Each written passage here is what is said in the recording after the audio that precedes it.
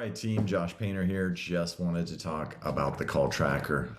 There seems to be some confusion about how to use this document, our consolidated coaching call tracker.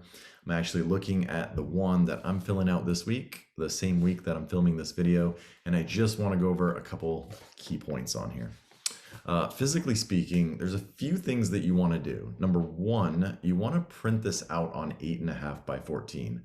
More on that in a second. Two, you want to print it out in color. And three, you want to print out at least 10 copies and just kind of have them on a clipboard. We are working on getting a booklet version that you can get and have them all in one place. That's to come.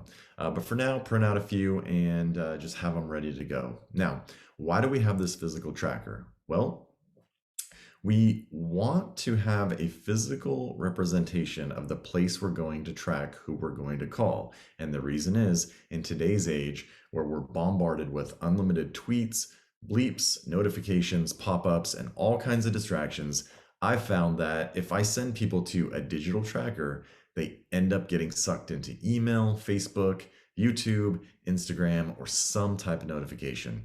However, being able to step away from your computer, jump on your phone, and knock out 10 calls a day has been much easier if you have a physical document to write on. And that's why we want to print it out on 8.5 by 14 if possible, because there's no way it's going to get lost in the shuffle and you've got some space to make notes. And like I said, you want to print it out in color because then you've got this big red document. It's staring at you all day. I leave mine right next to my computer here so that there's no way that I cannot see it. And it reminds me that you have to make your calls. At the end of the day, are we going to beat you up if you don't make your exact 10 calls outlined on here? No, of course not. It's very flexible. It's a little vague so that you can customize it to fit your business.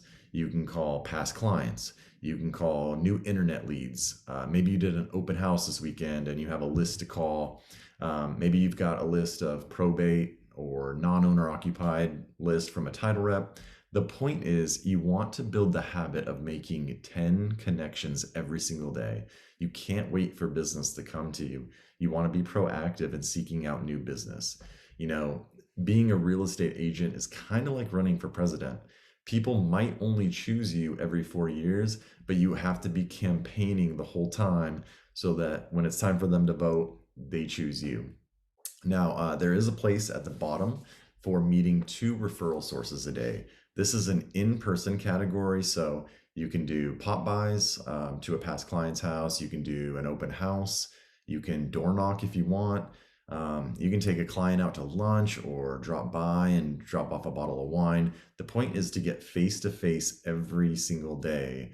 If you go to a larger event like a happy hour or a family reunion or some place where there's a group, you can knock out all 10 people in one night.